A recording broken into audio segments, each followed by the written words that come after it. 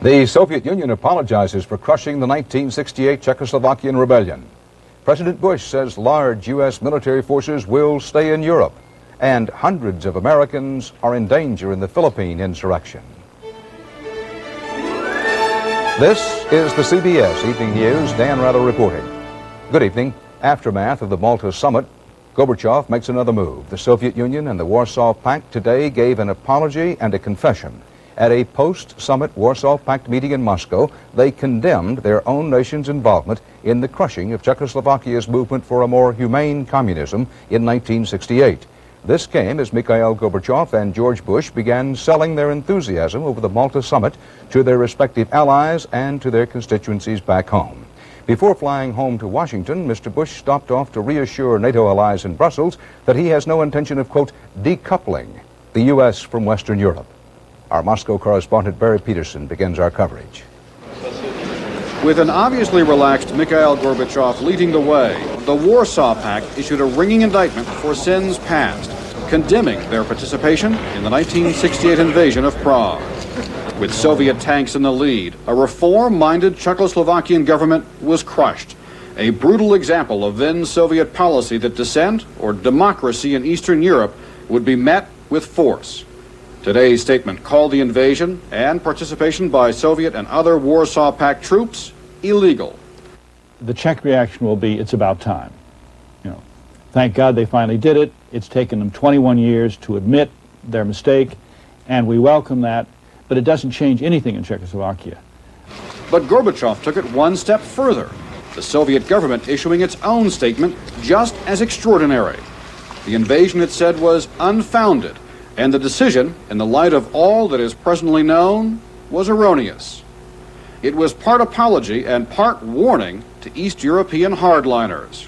The Soviet Union is unwilling to protect unpopular East European regimes against their own people. And therefore, these governments in Eastern Europe now have to make the best deal they can with their own people. It's a wonderful development. In a day of surprises, yet another. Soviet television reporting that the coalition government in Czechoslovakia may re-examine the presence of the 75,000 Soviet troops now stationed there. The implication? They might all be told to go home. And a few hours ago, new views on the reunification of Germany, something the Soviets until now have opposed. But as the West German foreign minister arrived for meetings in Moscow, the Soviets issued a statement saying they're willing to talk even about that. Dan? Barry, is all this causing quite a stir in Moscow? Oh, without a doubt. You know, Dan, Gorbachev started all of this. He unleashed this whirlwind of changes. And I think the question here is, can anyone control what Gorbachev has turned loose? Barry Peterson, just back from Malta and Moscow. Thanks.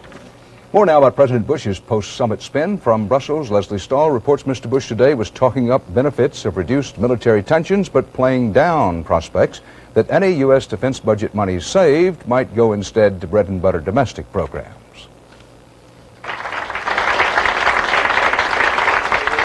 The president got a rousing welcome at NATO headquarters. He came here right from his summit with Gorbachev to reassure those allies who've been worried that a warmer superpower relationship means fewer U.S. troops in Europe. I pledge today that the United States will maintain significant military forces in Europe as long as our allies desire our presence. The president said Gorbachev no longer objects. He now sees American troops in Europe as a stabilizing force. Still, Mr. Bush was careful not to agree with the Soviet leader that the Cold War is over. If I signal to you there's no Cold War, then it's well, what are you doing with troops in Europe? I mean, come on. That's a question the president will surely face at home.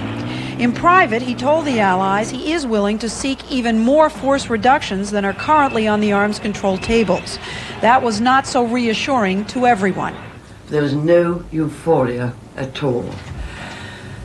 When you see what is happening in East Germany and Czechoslovakia, they will have to sort out who is going to govern those countries. But I don't think it will be euphoric.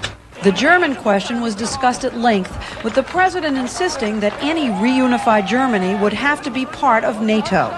While Mr. Bush turned down a suggestion that he deliver a speech at the Berlin Wall, he is sending Secretary of State Baker to do just that next week.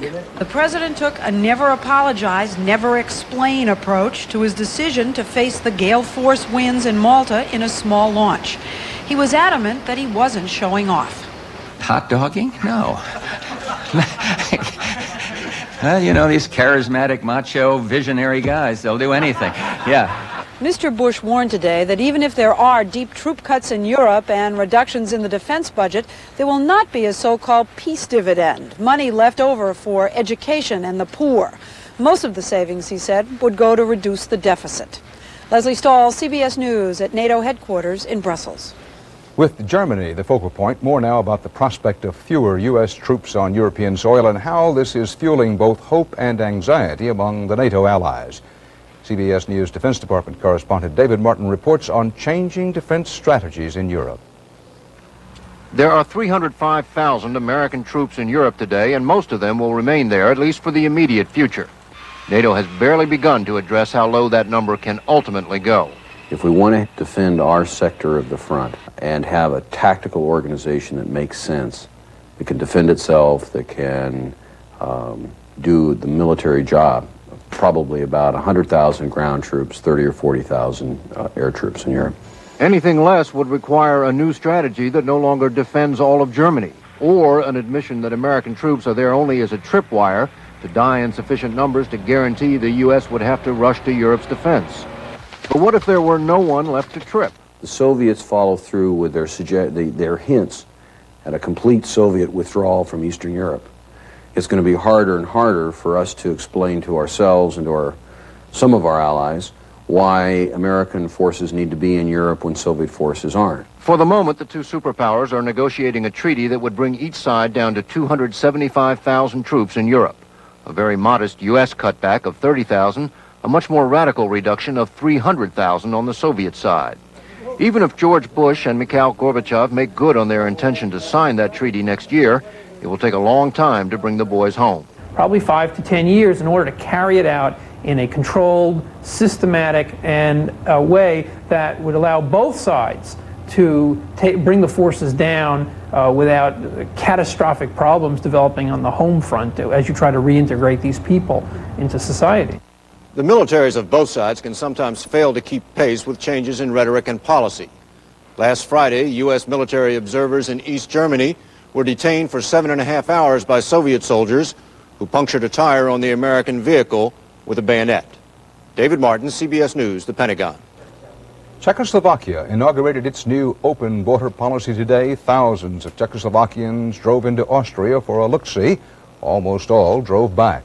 In the capital, Prague, another huge crowd gave its opinion of the new non-communist included government quickly formed over the weekend.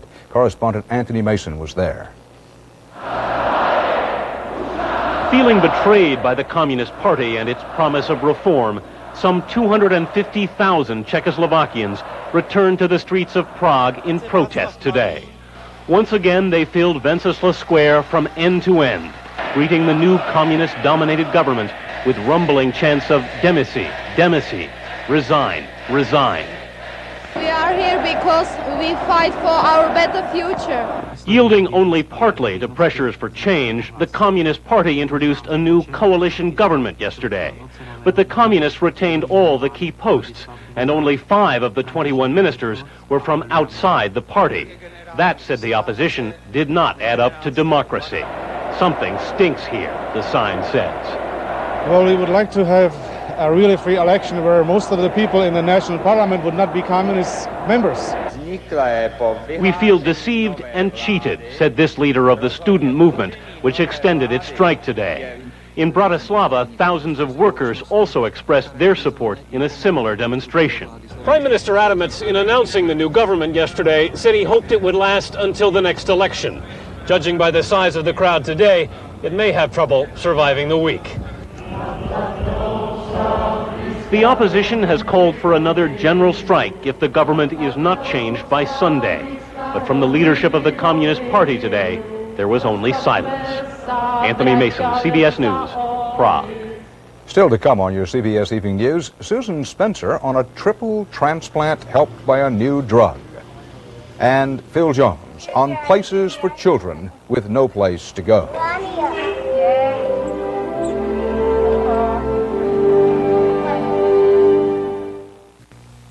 There are very few guarantees in medicine. But if you have arthritis pain like I do, you should know about Mediprin and the Mediprin guarantee.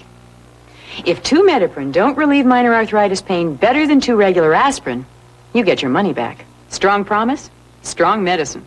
The medicine that concentrates the power of ibuprofen into these potent little caplets. The medicine that guarantees better relief than regular aspirin. Better arthritis pain relief. That's the Mediprin guarantee. It may be Red Lobster's most perfect meal. Petite Danish lobster tails. The sweetest ever. Plus flame-broiled shrimp.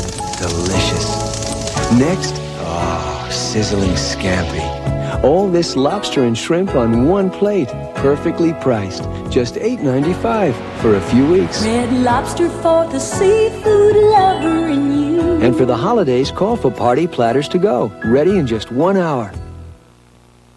Mr. Kayam, I hate shaving. Doug, try this Remington microscreen. It shaves as close as a blade, or your money back. No other shaver makes that promise. Smooth. Now I know why you bought the company. The Remington microscreen.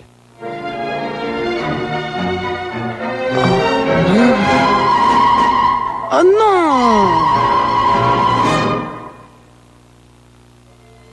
Oh, no one says no to cocoa. The military rebellion in the Philippines refuses to end. Latest report has loyal troops poised to attack rebels holed up in Manila's financial district. That's where many Americans and other foreigners are trapped.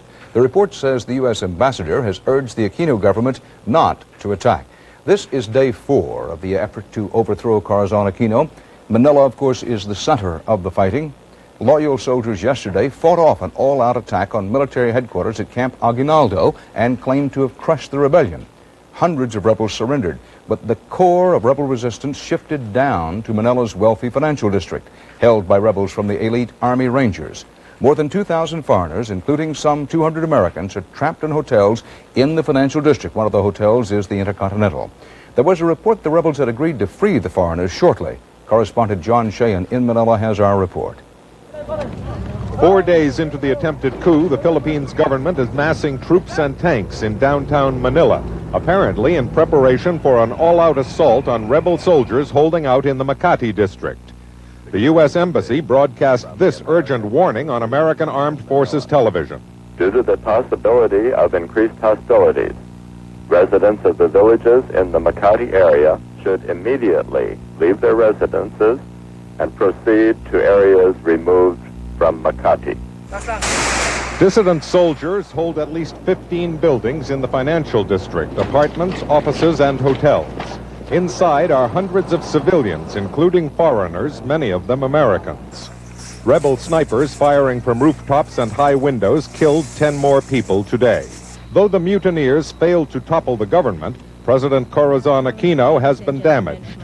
She faces growing opposition from other politicians, the public, and the military. We should take note that in this last coup attempt, supposedly the best and most reliable elements of the military were the ones that took part. The main grievance is that while Aquino restored democracy, she failed to keep her promises to crack down on high-level corruption and produce a trustworthy government. As the president tries to end the bloody uprising, one of her main adversaries is her own vice president, Salvador Laurel. This may drag on for some time, and it could deteriorate to guerrilla warfare and even civil war. Dan, this face-off between the government soldiers and the rebels is extremely tense, and it's getting more dangerous by the minute. The best hope is that the rebels might crack and allow the evacuation of the innocent civilians. The kind of bloodbath that this is threatening to turn into could not possibly solve President Aquino's political problems. Dan? Thanks, John. Coming up next, the story of the Navy purposely bumping a ship.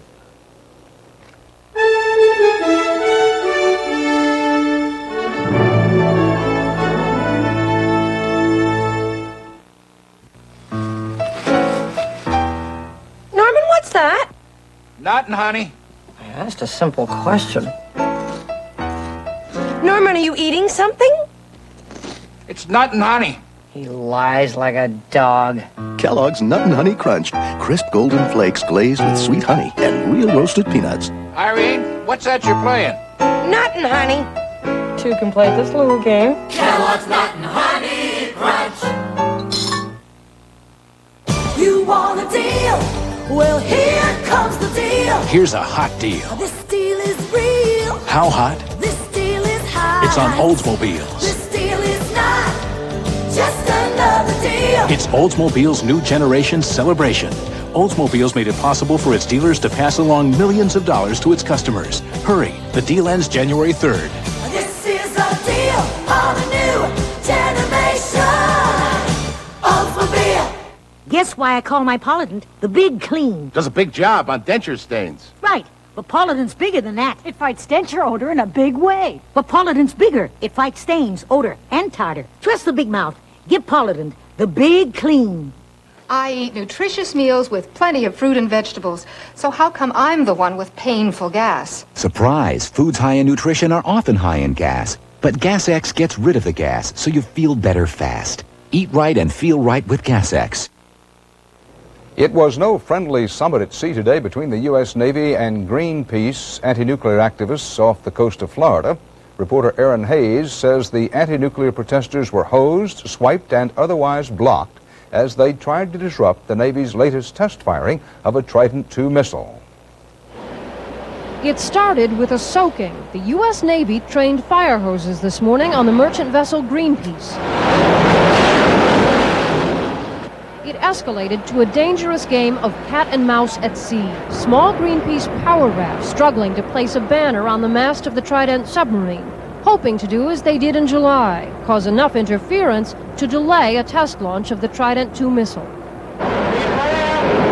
But this time, the Navy would have none of it, and after warning the Greenpeace vessel, angled toward it. The Navy called it shouldering, referring to a technique of guiding a vessel out of a danger zone. Greenpeace, surveying the hole left in the side, had another term for it.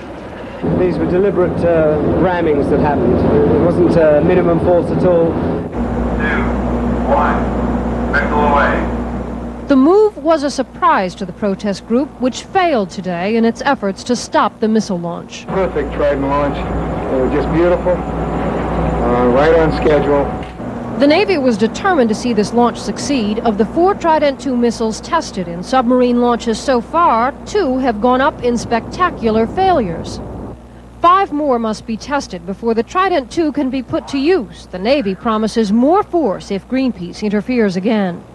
Greenpeace vows to continue its efforts. The Navy is indicating it will make sure those vows become increasingly difficult to keep. Aaron Hayes, CBS News, Orlando.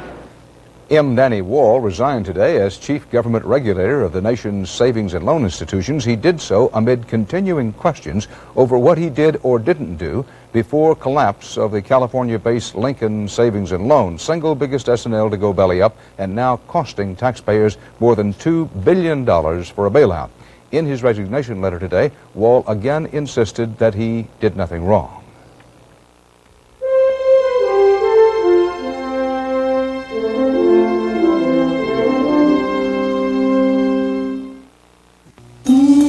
Succulent shrimp primavera.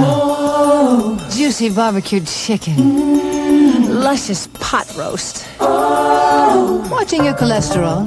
Instead of saying goodbye to food like this, say hello to this. Stouffer's new right course. Baby, it's alright. Baby, it's right course. 11 great tasting entrees with controlled amounts of cholesterol, fat, and sodium. Right course. One taste, and you'll know Stouffer's got it all right. If oat bran made news, this should make history. Psyllium, an important ingredient in a new cereal from Kellogg's, Heartwise. Psyllium is a natural grain with more than 8 times the soluble fiber of oat bran, and that gives the delicious, naturally crunchy flakes of Heartwise the highest level of soluble fiber you can find in a cereal. Heartwise. To get more than just oat bran, take a word to the wise. Our Volunteer of the Year is Doris Craig. It's terrific how Depend changes people's lives. And now there is a terrific change in Depend elastic leg undergarments. It's called AbsorbLock, a unique leakage protection system that locks in 25% more. It'll do wonders for your confidence and get you back into life. Thank you so much. Get back into life with Depend. Now with AbsorbLock protection. We live in a time of medical marvels. It seems that almost routinely we learn about extraordinary new treatments and operations and drugs. Tonight, CBS News medical correspondent Susan Spencer reports on a historic operation performed over the weekend and a drug that may save lives beyond count. 26-year-old Cindy Martin is in critical condition tonight following a history-making 21-hour operation, a triple transplant, heart, liver, and one kidney. It was our desire to give her a reasonable prognosis for the next 5 to 10 years, and that was the reason for the multi-organ transplant. She's had a rough 4 years, and I hope the next 4 years or 5 or whatever it may be are going to be a little bit better, and we're just keeping our fingers crossed. The victim of familial heart disease, Martin had one heart transplant several years ago, but like many organ recipients, suffered chronic rejection problems. But doctors hope her chances will be boosted dramatically this time by use of FK506, an experimental new anti-rejection drug which in early tests has been shown to cut rejection rates by 90%. It holds great promise in simplifying the treatment of patients with transplantations for all organs. In tests on more than 100 transplant patients, FK506 not only worked better than other anti-rejection drugs, it had many fewer complications. It's not yet been approved for general use. The hope for the future with the new drug is certainly what's most exciting, both for the patient and for all those watching. I just tell her to hang in there and hope for the best. If the best happens, Cindy Martin will be out of the hospital in a month. A medical first and a ringing endorsement of FK506, which the government reportedly has put in a fast track for approval. Susan Spencer, CBS News, Washington.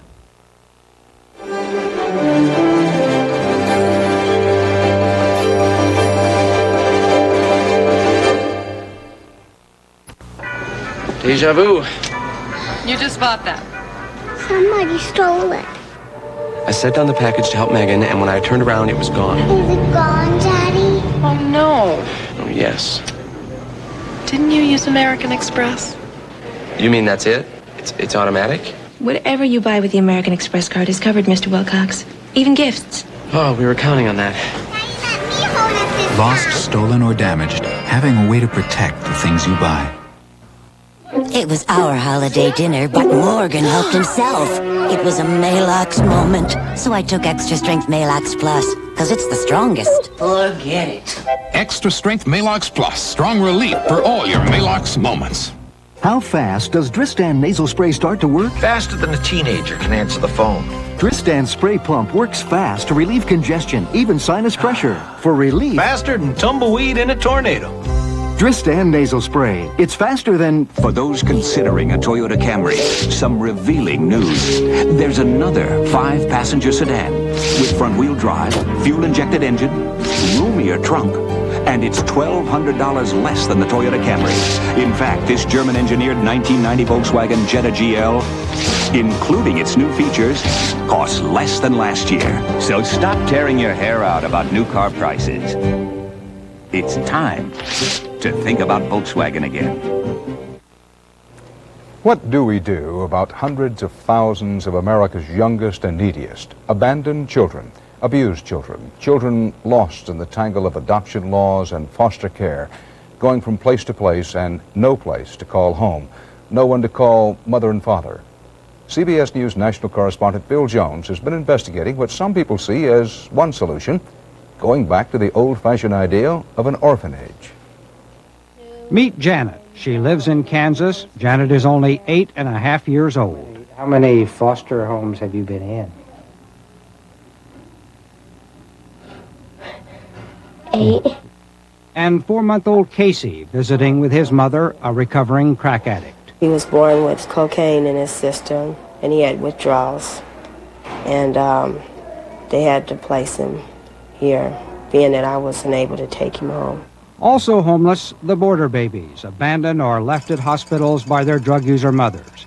More than 2 million abused or neglected kids already strain the nation's overcrowded child welfare program. Now, crack, cocaine, and AIDS are creating a new generation of orphans. Little children whose body clocks are ticking away literally by the second don't have a lot of time to waste. With so few good small foster homes and an overwhelmed child care system unable to provide kids with stability in their lives, experts are now talking about opening modern-day orphanages. Instead of putting them in a foster home where they may have to leave and go to another place and another place, put them where they can stay for a while. 15-year-old Edwina is on her school drill team in Lawrence, Kansas. I just went through a series of foster homes. Then I went to a lockup in Beloit, and then I came back to foster homes, and then I went... After 15 placements, she has chosen a group home. Like living here, it's no different from living in a family, a normal family. It's just bigger. Edwina now lives at the Villages. So does Janet. There are 9 kids, related only by experience. Dad and Mom are Philip and Pat McPhail, surrogate parents for kids until they are adopted or old enough to be on their own. We live like a family. We have chores like a family. We have trips like a family. Very family-oriented. Many of our children have been through 10, 15, 20 foster homes, and it's really nice if there's a place like the Villages they can stay. So if the McPhails can make group care work here in the Midwest, could it work for big cities now faced with growing numbers of children left homeless by parents unable to care for them? In many of those cities, border babies and other children under 5 now make up half of the new kids coming into the system.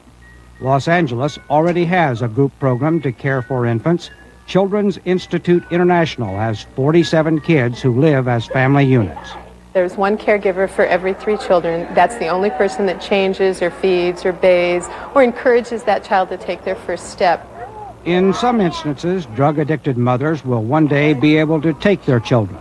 But other kids will need long-term, dependable, and specialized care not available in foster homes. A home study will follow the process in becoming a foster parent.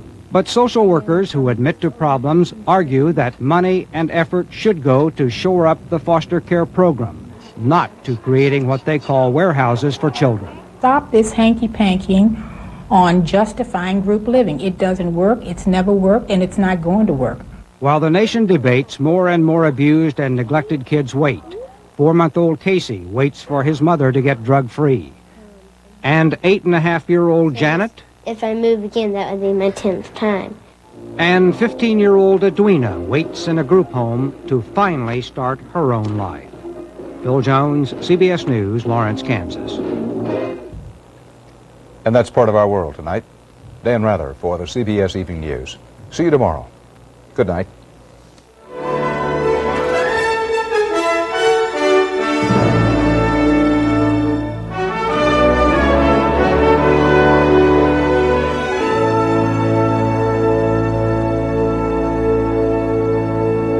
I'm Harry Smith. Tomorrow, Senator Alan Cranston and the SNL crisis. Also, we'll see car and driver's top 5 cars of the year on CBS This Morning. This is CBS.